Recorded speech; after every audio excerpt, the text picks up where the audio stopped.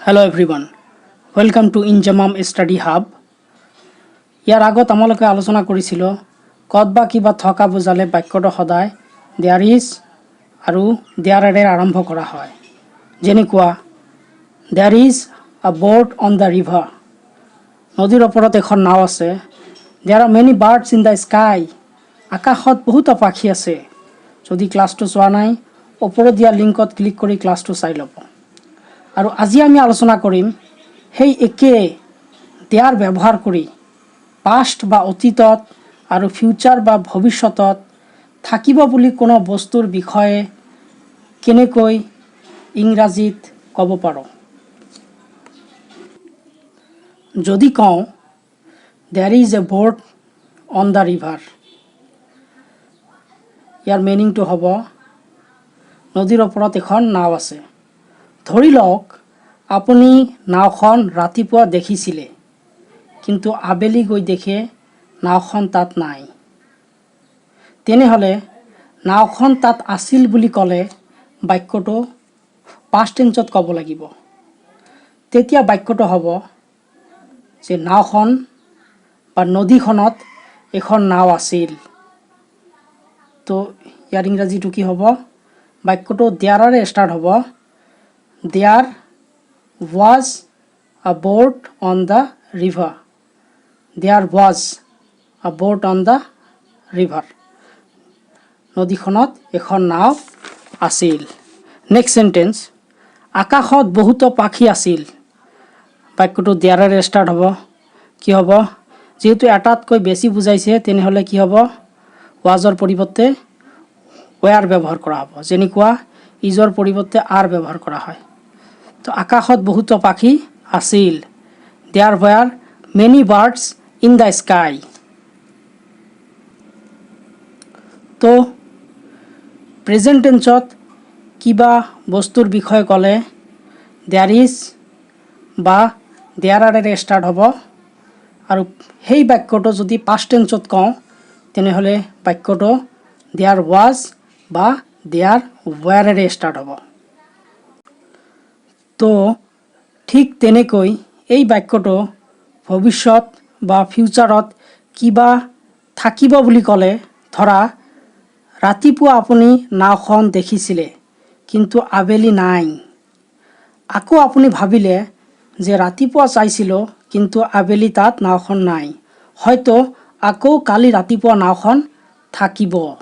তো তেনেহ'লে বাক্যটো হ'ব নদীখনত এখন নাও থাকিব। প্ৰেজেণ্ট টেন্সত কোৱা বা পাষ্ট টেন্সত কোৱা বা ফিউচাৰ টেন্সত কোৱা বাক্যটো সদায় দেয়াৰেৰে ষ্টাৰ্ট হ'ব। তো কি হ'ব? নদীখনত এখন নাও থাকিব। দেয়াৰেৰে ষ্টাৰ্ট হ'ব। There will be a boat on the river. Next sentence, আকাশত বহুতো পাখি থাকিব। কি হ'ব? There will be many birds in the sky.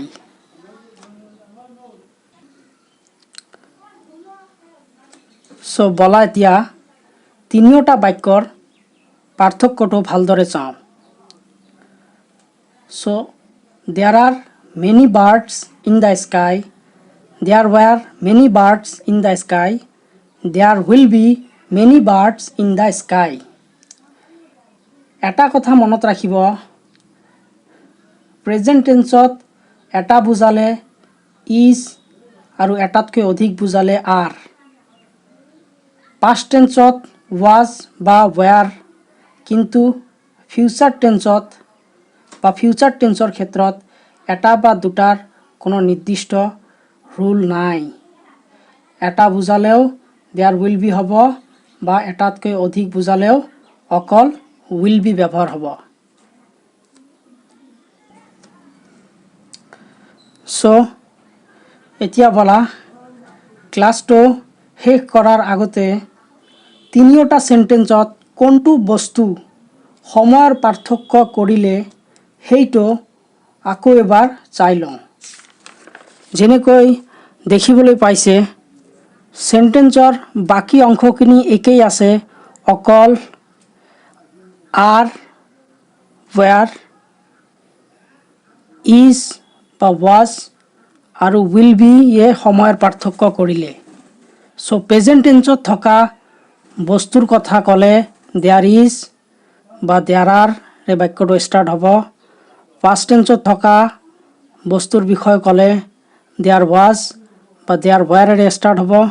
আৰু ফিউচাৰ টেন্সত থকা বস্তুৰ বিষয়ে ক'লে অকল দেয়াৰ উইল বিৰে ষ্টাৰ্ট হ'ব।